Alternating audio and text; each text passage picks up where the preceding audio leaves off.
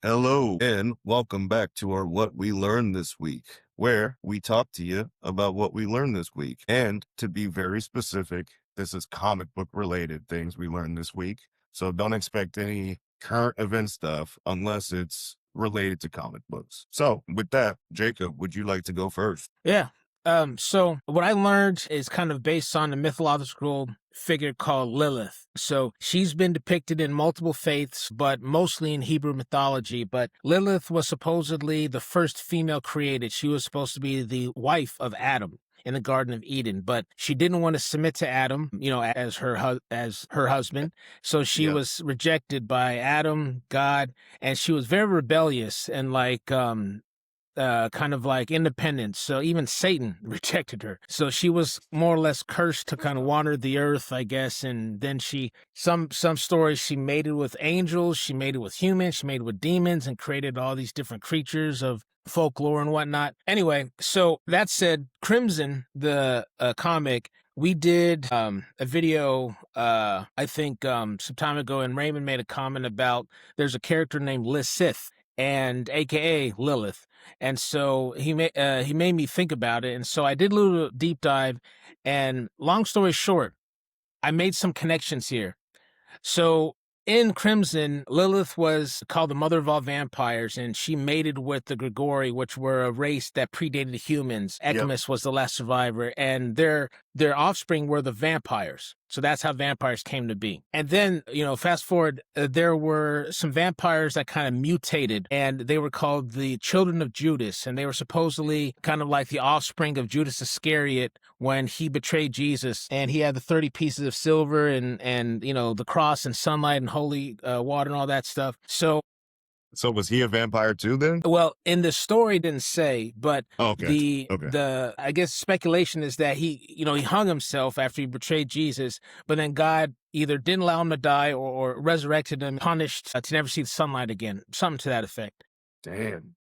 So I don't know, Raymond, did you see the movie Dracula 2000 with Gerald Butler as Dracula? Oh my God. Then no, I don't remember Okay. Gerard Butler being. Well, I'm gonna look this up. Dracula. Go ahead. I'm gonna look this up while you're saying it. So this was a movie that came out in 2000, and supposedly it was kind of like a big deal because it was the first movie where Dracula was explained to be Judas Iscariot.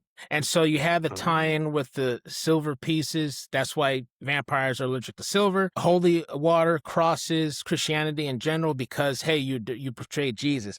And it was like this big thing because, like, Bram Stoker's Dracula was not, he was a nobleman, like a person that was involved in the black arts and stuff. So this movie, the writers, and I have them here, Joel Soisson and Patrick Lussier, they're script writers. They didn't write comics, but Crimson came out in 1998 to 2000. So there are like thoughts that those writers might have seen Crimson or read it rather, because that was the first time in a movie that Dracula was depicted as like a historical figure in Christianity, which was already discussed in Crimson, 2 years prior. That's very cool. I genuinely always thought that's kind of how it worked with Dracula and vampires. I didn't realize that's where it came from. That's pretty cool. Yeah. That's pretty cool. Speculation, though, obviously. I don't know. They could have come up that coincidentally on their idea on their own. No, even if they did come up with it on their own, A, that's a coincidence, but also B, I still wouldn't have known that this was the first movie that made Dracula like a antichrist type figure. Yeah. I kind of thought Dracula and vampires from the beginning couldn't be around crosses or anything like that, but that connection is pretty dope. Yeah. That's pretty cool. Okay, mine is not as cool as yours is. I heard about how much better DC right now is doing than Marvel in their comic books.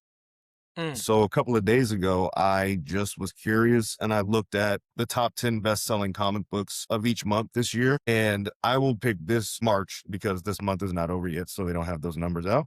I will say, DC is absolutely kicking Marvel's ass. So let's just start with that. And it's kind of crazy because I think to the average person, especially the average person who doesn't read comic books, I think because DCEU did so bad, I think people have kind of correlated that to Marvel having better comic books than DC. And personally, I've always kind of leaned more DC than Marvel when it came to comic books specific.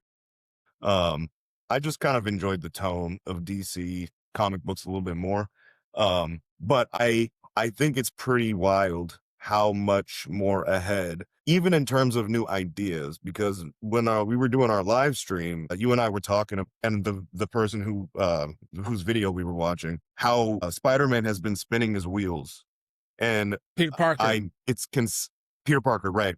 Yeah. Consistent that DC is at least trying to come up with fresh ideas, because people didn't really like the New 52 when it was happening 15 years ago, I think, at this point. But I think DC did a very good job of moving on from the New 52 at the right time. So I will say, whoever is behind the comic book side of DC, I think they're doing a great job, because, I mean, we've seen Batman for almost 100 years at this point. And somehow, because of the writers they're picking, the artists they're picking, DC can still somehow make Batman seem like a fresh character, with the absolute Batman stuff. So I Yep. just think they do a very good job of, while things might not be knocks out of the park, I think DC is a lot more willing to try weird stuff. So that's my 2 cents on that. These are the top 10 best-selling comic books in March of this year. So this one's funny, and it's number 1. And I didn't count this one as DC because it is DC Marvel as Superman/Spider-Man issue number 1. This one is a one-shot. I don't think I have it up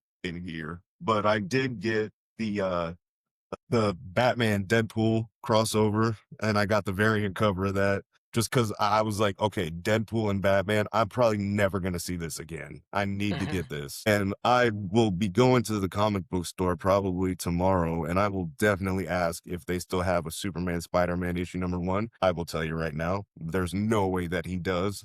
That thing is gone. Those are all gone. Number 2, and this one was interesting to me, was Daredevil number 1. I think Daredevil is I think this shows one of Marvel's most popular characters, which, again, I love Daredevil, and I know that the comic book community likes Daredevil, but I didn't realize it was to be number 2 in the month of March. Now, I will give it that caveat that it's the first issue.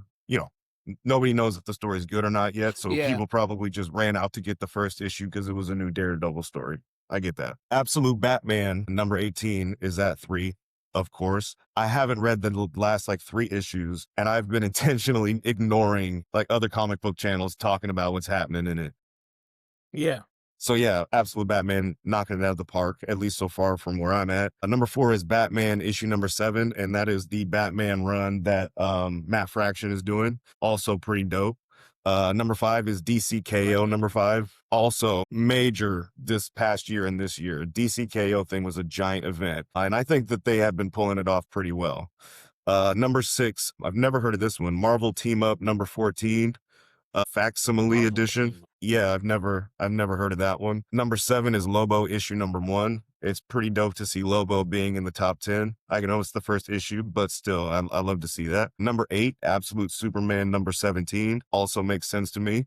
Number 9, this one actually really surprised me. Amazing Spider-Man number 23. And I can't quite tell if it's because people are kind of just reading it to watch it kind of crash and burn. I'm confused on this one because I've heard nothing but negative things about this Spider-Man run, unless I'm thinking of a different run that they're doing with Spider-Man right now, but I'm not completely sure. And rounding out the top 10, we have Absolute Wonder Woman issue number 18.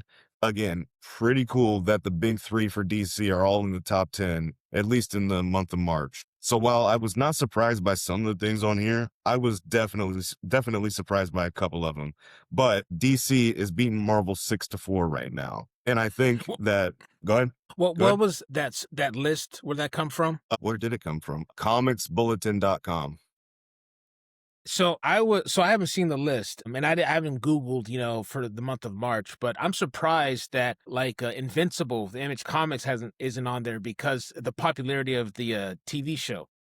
Yeah. And my guess would be that this is a list of issues, because if you're going to pick up an Invincible comic in 2026, you're just going to get the omnibuses or the whole entire collection. So I'm guessing that if we Googled it, it probably would be high, but I don't think they would count it on this list. You know what I mean? And I believe it's probably new releases too. Yeah.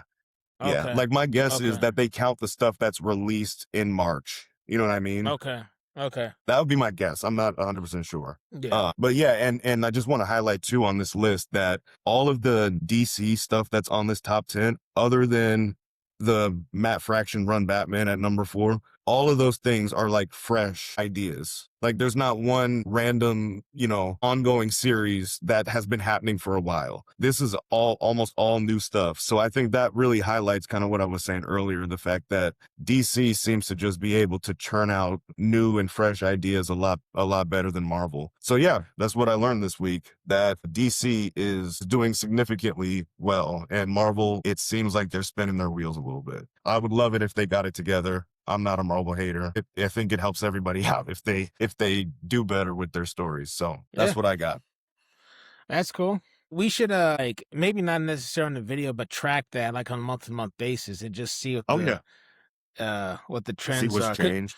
Because Absolute Batman, I think that alone is like it got.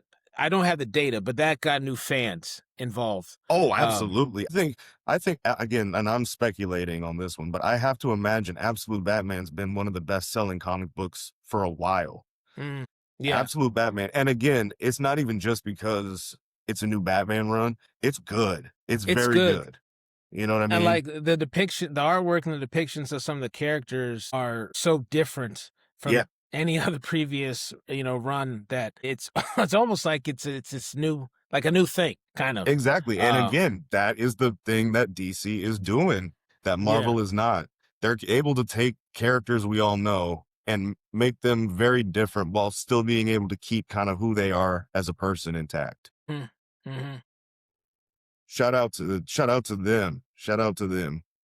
All right, cool. Thank you guys for being here with us on this What We Learned This Week video. Like, comment what you learned this week that's comic book related, and we will see you next week. Jacob, do you have anything else to say before we go? No, I'm good. Okay, cool. You guys have a good day. Cool.